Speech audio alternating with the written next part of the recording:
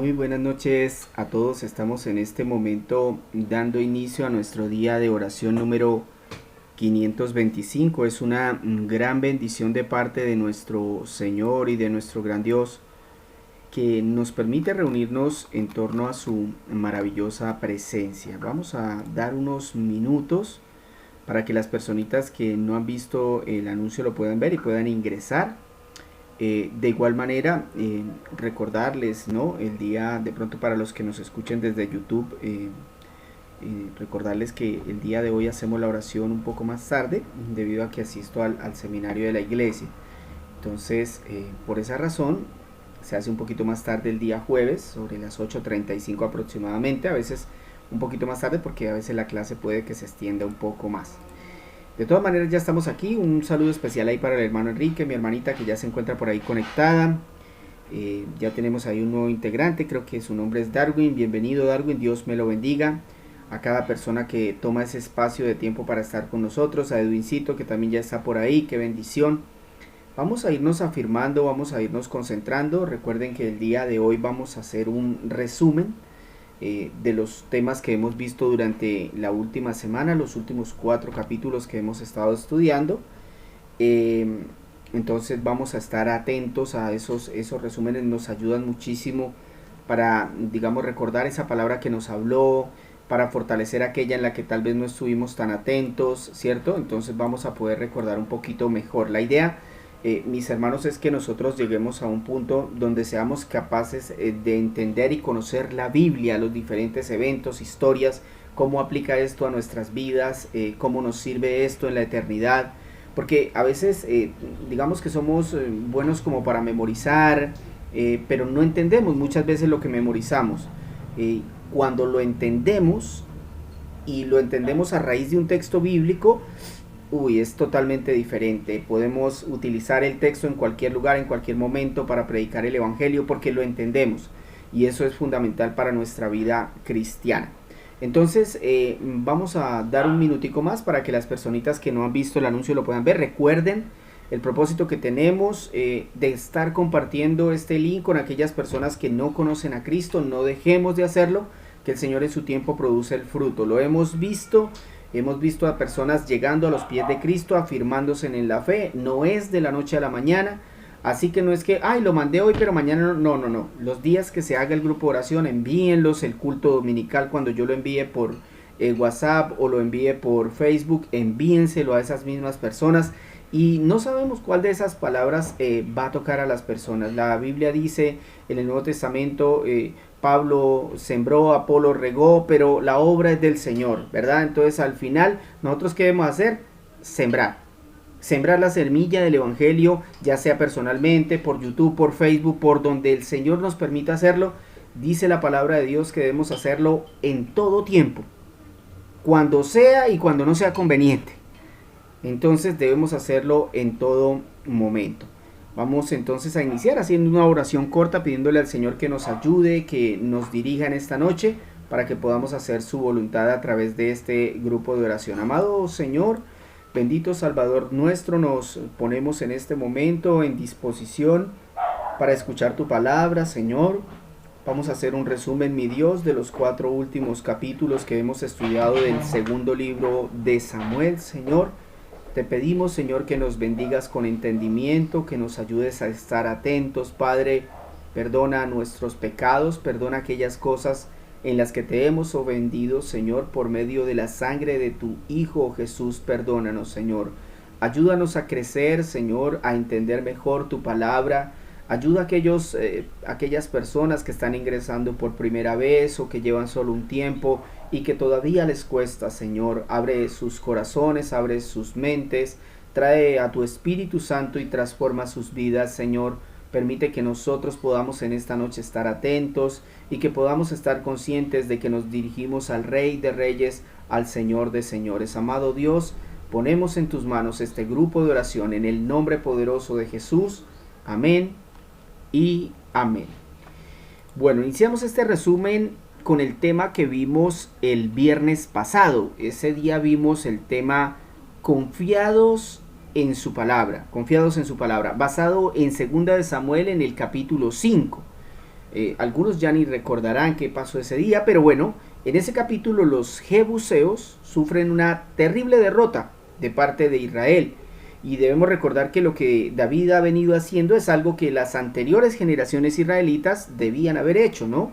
Pues el Dios en el que David había puesto su confianza era el mismo en el que esas generaciones de Israel habían desconfiado.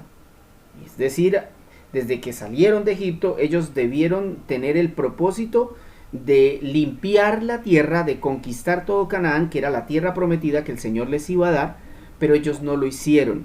Ahora ha venido un rey, David, que está haciendo ese trabajo. Por eso vimos 3 razones para confiar en la voz de Dios, porque noten que las mismas promesas que tenía David la habían tenido las anteriores generaciones de Israel, pero no habían obedecido o habían obedecido a medias, ¿sí? La diferencia es que David empieza a hacer lo que Dios le había pedido, a confiar en la voz de Dios.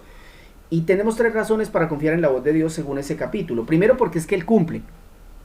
El Señor cumple, ¿no? Entonces el pueblo recuerda que fue Dios, en este caso, quien le había prometido a David que sería rey. En ese capítulo vemos que el mismo pueblo llega y dice, ay, es que allá en el pasado el Señor nos habló y nos dijo que David sería el rey. Vea, eso se está dando en este momento, se está llevando a cabo. Y en ese momento cuando el Señor se los prometió, él era solo un pastor de ovejas. Ni su papá confiaba en él. Aún así el Señor cumplió la promesa. Y de la misma manera debemos entender nosotros que era la promesa de que Cristo iba a venir a la tierra. Y es interesante porque cuando Cristo vino por primera vez hace más o menos 2000 años, los israelitas no creyeron que era Él. No confiaron en la promesa. Desconfiaron de que Él era realmente el Hijo de Dios. Y que no nos pase lo mismo, porque ya han pasado casi 2000 años también. Y Juan de Patmos, que estaba en una isla orando, hace más o menos también esos 2000 años, dice la palabra que Dios lo llevó en el espíritu al futuro para mostrarle lo que tenía que pasar. Y así como a los israelitas se les prometió el rey, que en este caso fue David, a nosotros se nos ha prometido un rey también, a Jesucristo. Y debemos confiar en la voz de Dios. La voz de Dios nos ha dicho que Cristo va a volver como rey, que va a gobernar con justicia y que su reino jamás será destruido. Confiemos en la voz de Dios, mis hermanos. Lo segundo para confiar en la voz de Dios es porque Él está con nosotros. Esa es su promesa. El rey David había aumentado en ese capítulo su poder, su reino, pero David deja claro que eso era una consecuencia de que Dios estaba con ellos. Y asimismo, mi hermano, aunque Cristo, cuando murió y resucitó, se fue al cielo, Él nos dejó el Espíritu Santo. Y también prometió que iba a regresar para estar con nosotros por la eternidad. Entonces hemos visto que podemos confiar en Dios porque Él cumple y porque Él está con nosotros. Y finalmente porque Él nos dice qué hacer. Aunque el Señor acompañaba a David y le decía qué hacer, fue David el responsable de ir a cada batalla y pelear hasta vencer. Miren, mis hermanos, así mismo nosotros somos llamados por Cristo a levantarnos e ir a pelear. Por eso yo le invito a usted, levántese. Humíllese delante de Dios, humíllese por su alma, por las almas de sus familiares. Y si Dios le dice arrepiéntase a través de su palabra, pues hágalo. Si Dios le dice crea, pues crea. Si le dice vaya, pues vaya. Si nos dice santifíquense, santifiquémonos. No vivamos un evangelio a la carta ni un evangelio diferente. Vivamos el evangelio donde Él nos dice qué hacer. Ahí finalizamos el resumen del primer tema que vimos el viernes, confiados en su palabra, segunda de Samuel capítulo 5. Si usted lo quiere ver a más grandes rasgos, pues simplemente en otro momento entra ahí a mi Facebook y busca el tema y la fecha y ahí está, o también desde el canal de YouTube. El segundo tema que vimos el sábado se llamó Cuidado, es la casa de Dios. Tal vez uno de los temas que más me han gustado en este último tiempo. Cuidado, es la casa de Dios. Segunda de Samuel capítulo 6, ¿qué nos dijo? Bueno, en ese capítulo tenemos la muerte de Usa. Usa muere como castigo de Dios por la imprudencia. Y dimos algunas respuestas, ¿cierto? Y también nos dimos cuenta que es muy usual que nosotros tengamos una iniciativa para hacer cosas que no nos piden o hacer cosas que nos piden pero a nuestra manera, sin tomar en cuenta que esa es la casa de Dios. y que por tanto debemos seguir sus reglas, o si no, atenernos a las consecuencias. Entonces, entendiendo esto, que en la casa de Dios debemos comportarnos como el dueño dice, vimos 3 cuidados a tener en cuenta en la casa de Dios. 3 cuidados. El primer cuidado, cuidado con sus ideas. David cometió el mismo error que había cometido en otros capítulos. Vea, nadie le pidió en ese capítulo a David que trasladara el arca. Él se levantó una mañana y dijo, voy a cambiar el arca de ubicación. Tenía buenas intenciones, pero por supuesto. Pero es que en la casa de Dios debemos dejar las buenas intenciones, las buenas ideas a un lado y consultarle a Él, a Dios, al Señor, a ver si está de acuerdo. Es interesante, mis hermanos, porque el arca de Dios es tipo de Cristo. O sea, es como una comparación. ¿Por qué? Porque el arca de Dios tenía el propósito en el antiguo pacto de darle comunión al pueblo con Dios. Es decir, esa arca contenía lo necesario para que cuando el pueblo se acercara a Dios, el pueblo no muriera. Porque es que la presencia de Dios nos puede matar, mis hermanos. Y lo mismo hace Cristo. Después de que Adán y Eva pecaron, la comunión entre los hombres y Dios se rompió. Pero con Cristo esa comunión se reparó. Cristo es nuestra arca, mis hermanos. Y por eso es que a Cristo no nos podemos acercar de cualquier manera, ni bajo sus ideas. Ay, mi Chuchito lindo. Ay, es que yo a Chuchito, yo lo busco cuando yo quiera. No, mi hermano, cuidado con sus ideas. Es el Dios Altísimo. ¿Qué otro cuidado debemos tener en la casa de Dios? Cuidado con su ignorancia. Por ejemplo, mi hermano, si usted va a China y le da por llevar droga y lo descubre, le van a dar pena de muerte. No importa si usted desconocía esa regla o se la pasó por alto. Ahí no importa. Y esto que yo le estoy diciendo ha salido en noticias. Personas acá en Colombia llorando, familiares, porque tienen familiares en China que los van a ejecutar por llevar droga, porque desconocían que en ese país había pena de muerte por eso. Pero eso no les importa. Miren, mis hermanos, lo mismo le pasó a Usa en este capítulo.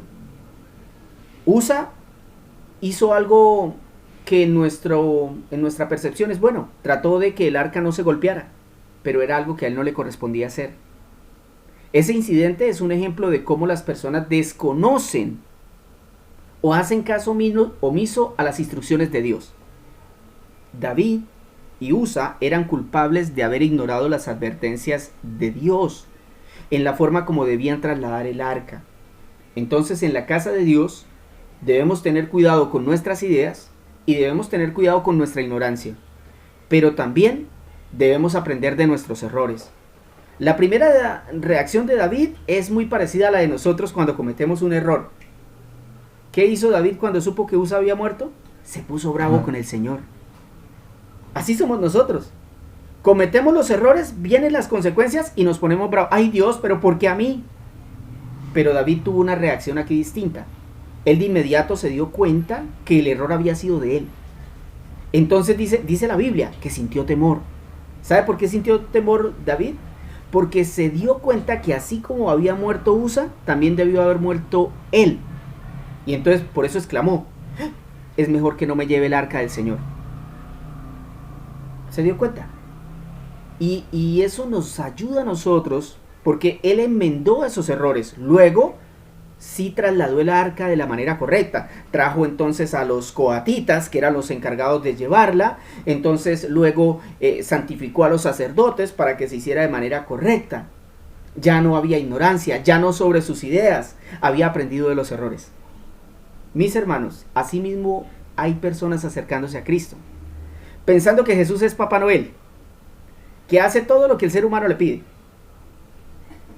sin humillarse ante Él.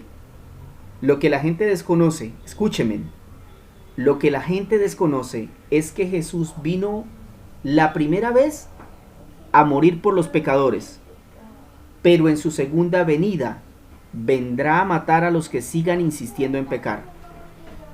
Por eso enmendemos los errores leyendo la Biblia y arrepintiéndonos de esos pecados.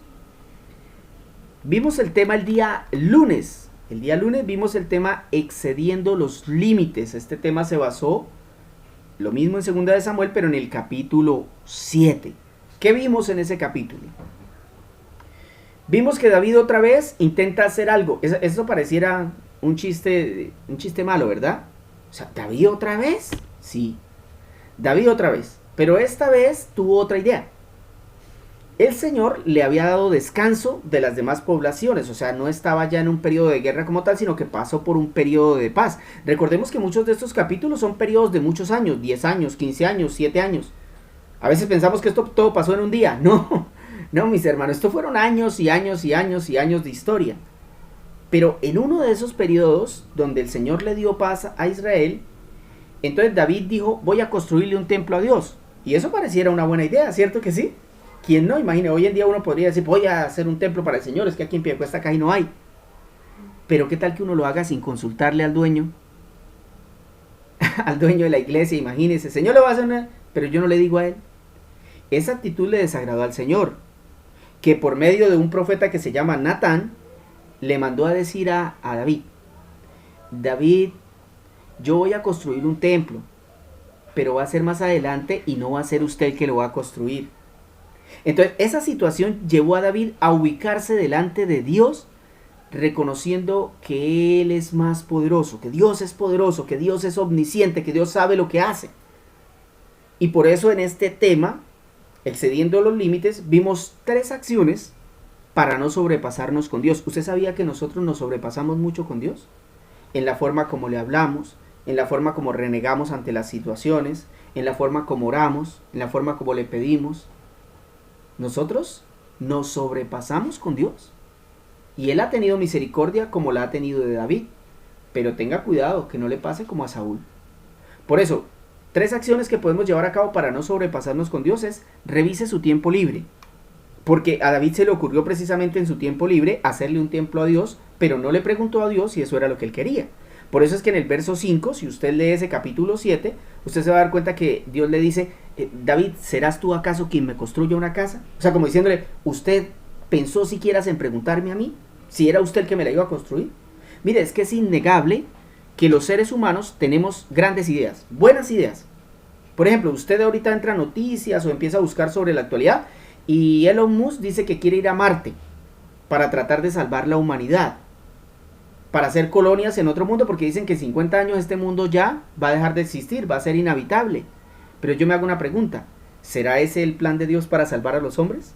¿O más bien es que nosotros estamos tratando de ser más inteligentes y creativos que Dios?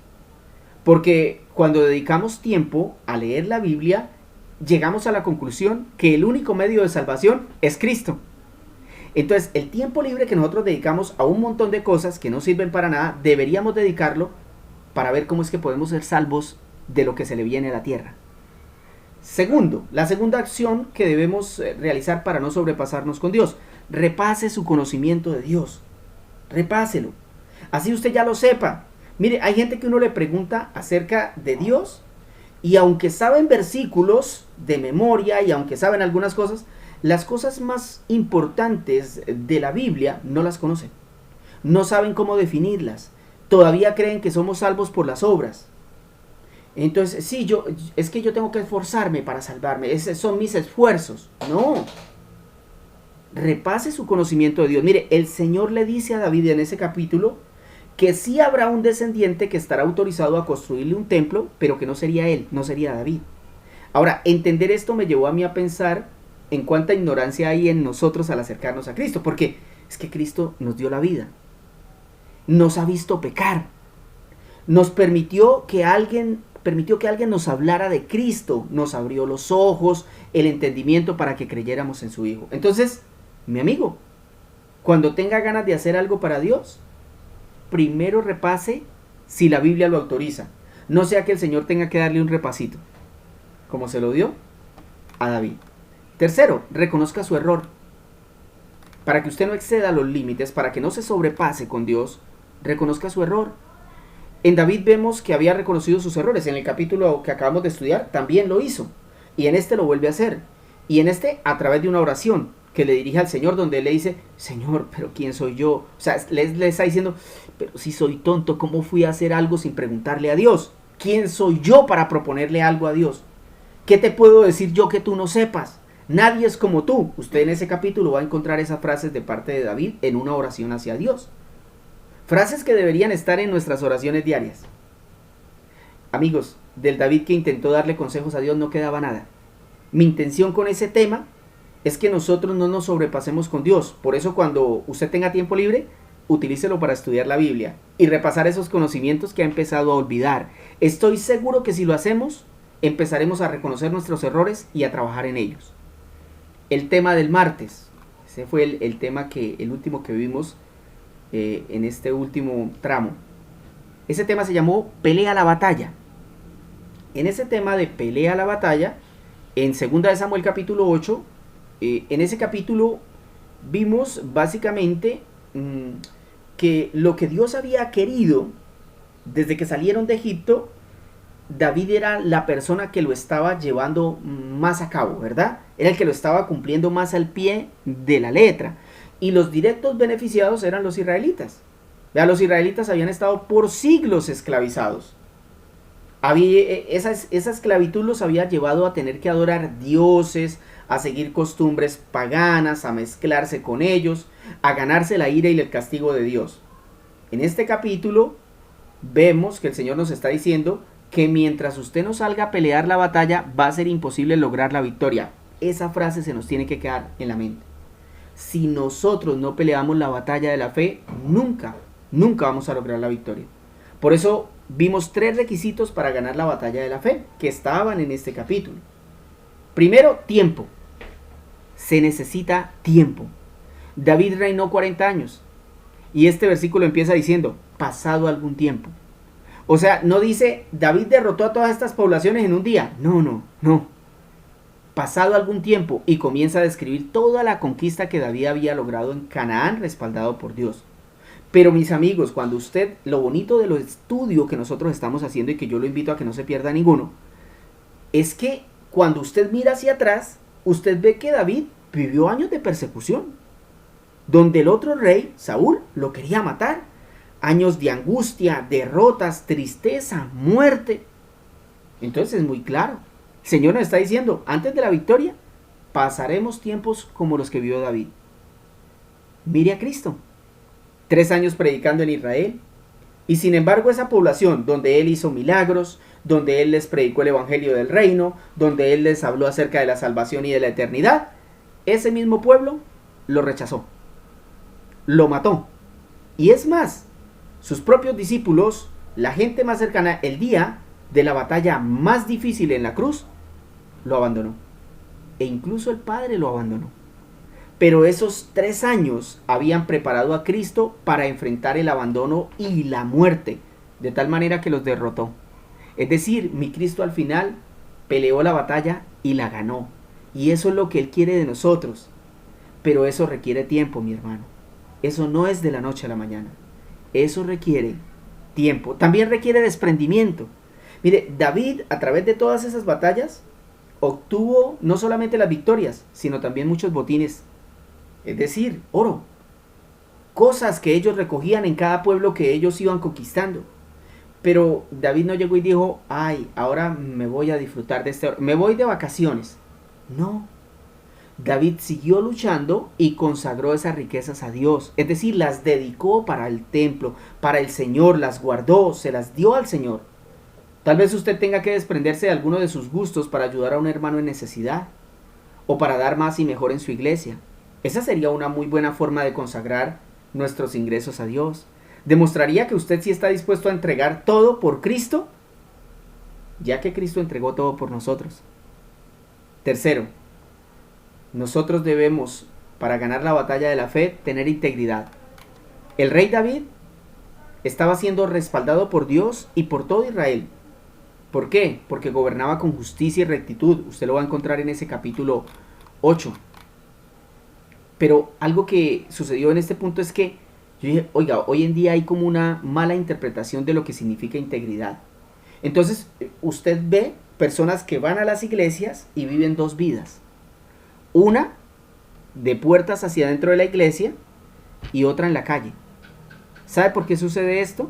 Porque esas personas tienen miedo a confesar el pecado. ¿Y sabe por qué tienen miedo? Porque si lo hacen, sus líderes los desechan de las iglesias. Por eso es que se necesitan líderes compasivos, que no sean alcahuetes. porque de otra forma seguirán creando cristianos falsos. En el versículo 16, por ejemplo, dice que el rey David nombró autoridades, generales, secretarios, cronistas, sacerdotes. ¿Y quiénes eran esos hombres? Pues hombres que habían pecado en Israel también. Porque acuérdese que Israel venía de un periodo donde la Biblia dice que cada quien hacía lo que bien le parecía. Y eso incluía también a estos hombres. Sin embargo, David les dio la oportunidad de servirle a Dios.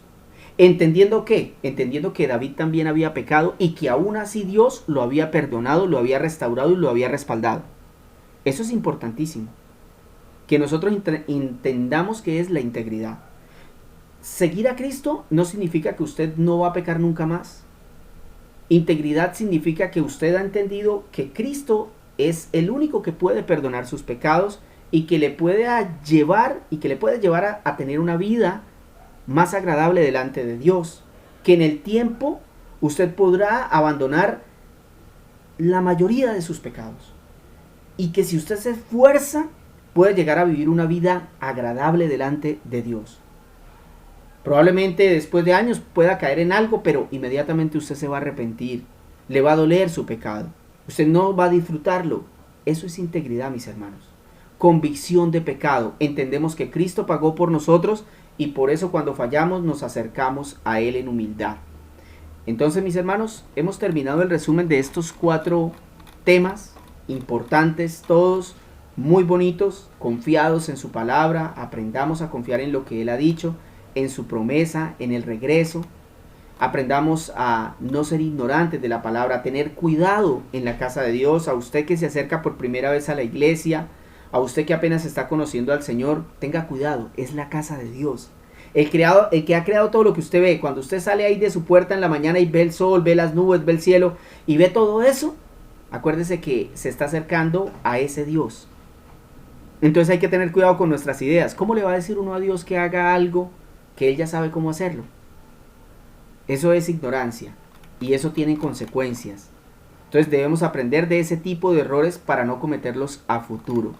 No excedamos los límites, mis hermanos. Aprendamos a revisar qué estamos haciendo en nuestro tiempo libre, porque el tiempo libre es un taller del diablo. Y el tiempo libre debemos utilizarlo más bien para repasar nuestro conocimiento de Dios y para reconocer nuestros errores. Debemos aprender a pelear la batalla que se rige en este mundo, pero para ello necesitamos tiempo. Tiempo para prepararnos, tiempo para conversión, tiempo para todo, dice Eclesiastés. Entonces debemos aprender a esperar, a tener paciencia, a desprendernos de lo material y a utilizarlo para la gloria de Cristo. También nos va a costar tiempo porque somos como aquel hombre que le dijo al Señor que él había hecho todo, que él cumplía todos los mandamientos, y el Señor le dijo, entonces venda todo lo que tiene y sígame. Ay no, ahora sí ya no. Cuando le tocó desprenderse, entonces lo dudó. Y nosotros debemos aprender eso. Nos va a costar, mis hermanos, seguir a Cristo.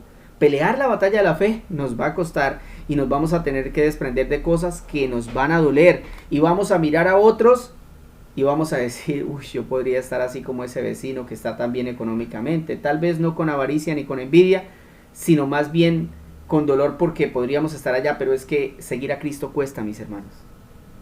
La salvación es gratuita, pero seguirlo cuesta. Oremos al Señor. Vamos a hacer una oración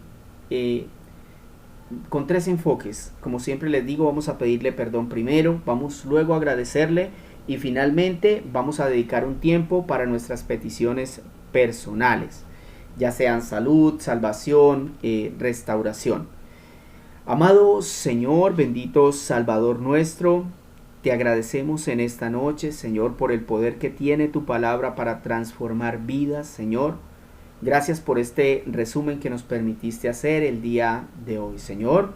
Antes de entrar en esta oración, Señor, queremos presentarnos delante de ti, como dice Juan, Señor, pecadores, Señor. Pecadores en las manos de un Dios vivo. Perdónanos, oh Señor, porque en nuestro corazón todavía se alberga pecado. En nuestra mente, Señor, todavía se maquinan planes para ofender a los demás. En nuestras manos y en nuestros pies todavía hay maldad, Señor.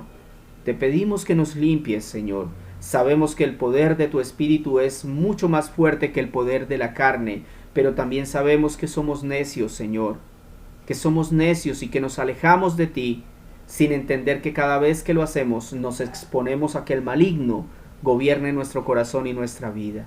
Señor amado, perdónanos por cada vez que hemos dejado de seguirte o que hemos hecho algo en lugar de lo que corresponde a tu voluntad. Señor, perdona lo que vemos y no debíamos ver. Perdona lo que decimos y no debíamos decir. Señor, también perdónanos cuando dejamos de decir algo que debíamos hablar. Por ejemplo, predicar el evangelio a alguien que tú has puesto enfrente de nosotros y que tal vez por vergüenza o por temor no lo hacemos, Señor.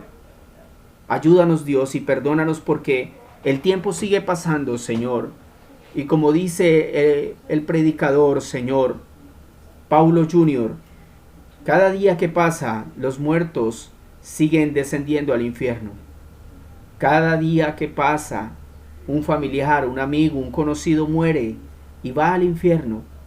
Perdónanos, Dios, por dedicar tanto tiempo para nosotros mismos, para nuestras ideas, para nuestros proyectos, y por dedicar tan poquito tiempo para ti, Señor.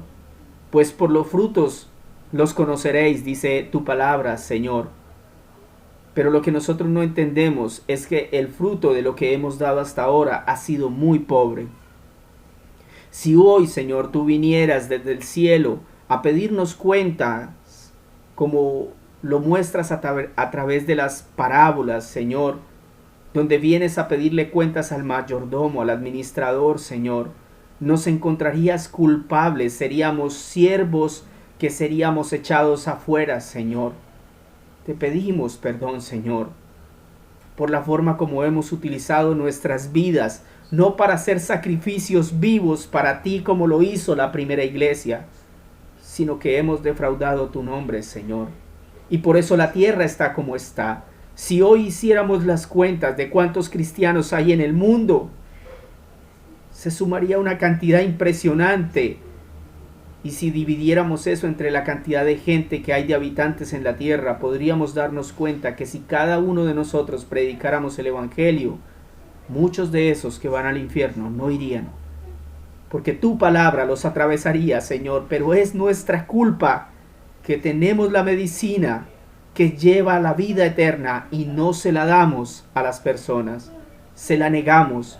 Eso que tú nos diste por gracia, se lo estamos negando a los demás, porque somos egoístas, porque no hay en nuestro corazón un amor hacia los demás, sino que hay una burbuja de la cual no queremos salir. Perdónanos, Señor.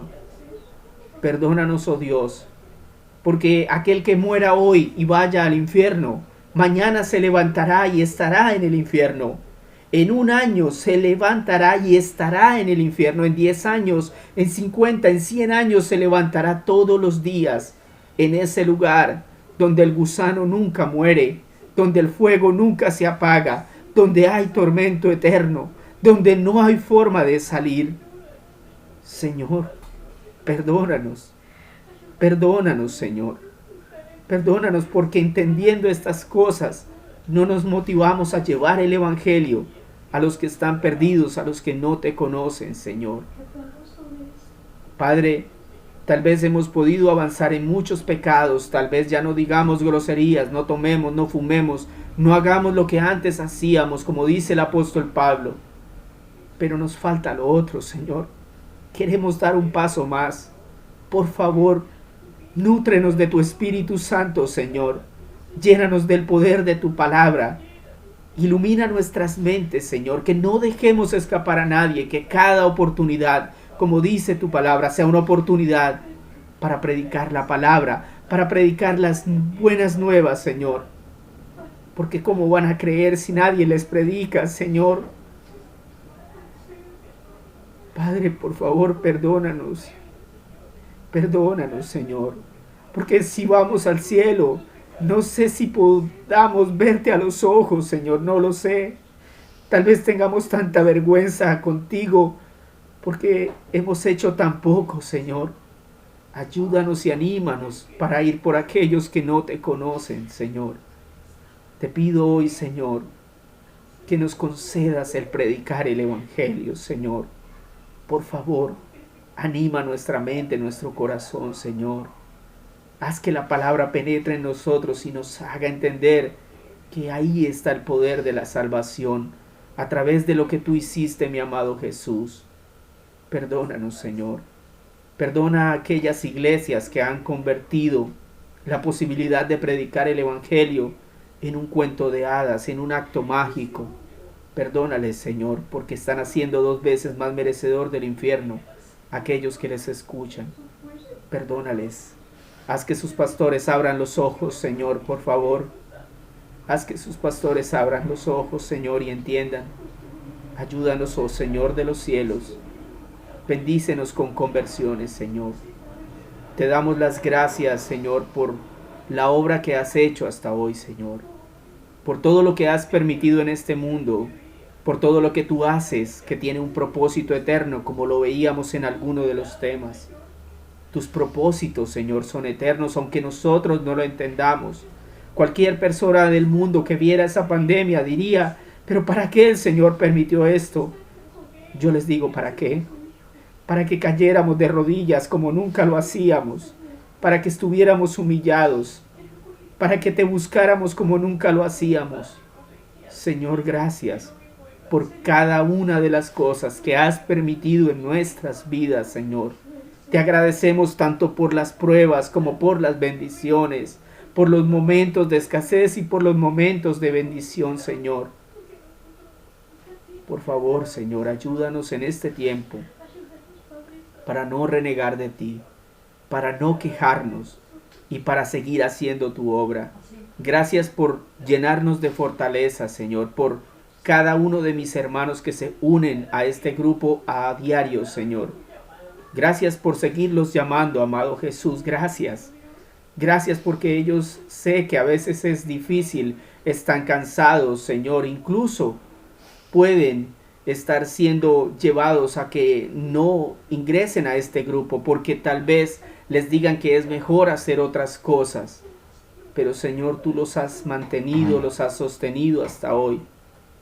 Ayúdanos para seguirlo haciendo, Señor. Fortalece la vida de mis padres, de mis hermanos, de mis amigos, de aquellos que están empezando a ingresar. Señor, sosténlos con tu mano poderosa. Gracias. Gracias por la transformación que has hecho en cada uno de ellos. Por favor, ayúdales. Por favor, varios de ellos me han dicho, estamos en una lucha terrible, Jorge. Desde que empecé a conocer a Cristo, la lucha ha sido muy difícil. Pues definitivamente eso es lo que promete la palabra. Tomar una cruz y seguir a Cristo significa que nos costará la vida. Significa que será muy difícil. Significa que habrá mucho sufrimiento.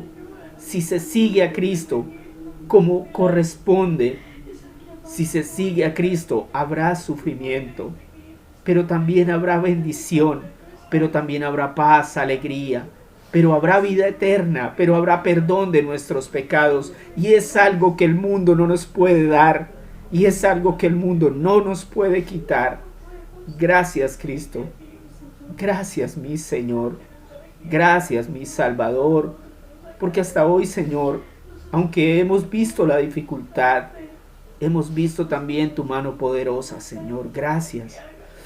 Padre, yo te pido hoy por aquellas comunidades cristianas, Señor, que se encuentran perseguidas. Señor, por esos 17, 18 misioneros que aún se encuentran secuestrados en Haití, Señor. Sabemos que detrás de todo esto tu voluntad es perfecta y que si hay alguien que está cuidando a esos misioneros, eres tú, Señor. Lo vimos, Señor, en la iglesia de Hechos, cuando Pablo fue perseguido y tú permitiste que él escapara y que lo bajaran en un canasto porque lo iban a matar después de predicarte a ti, Señor.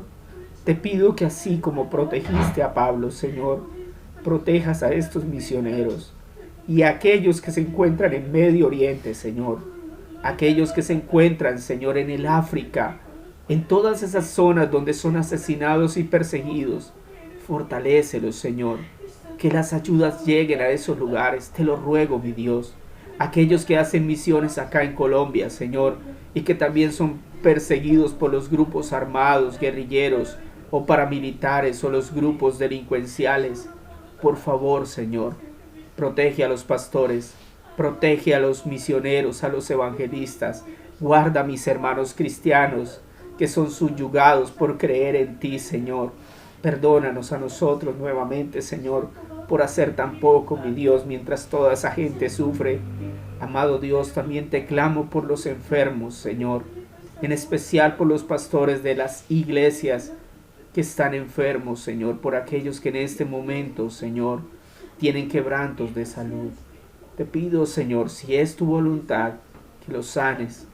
Sabes que nos duele, Señor, ver a un pastor enfermo, Señor, porque ellos dirigen tu iglesia, Señor. Perdónales sus culpas y sánales, Señor. Así dice tu palabra. Ayúdales. Por favor, provéeles en este momento aliento, paz. Dales lucidez, Señor. Permíteles mantenerse tranquilos.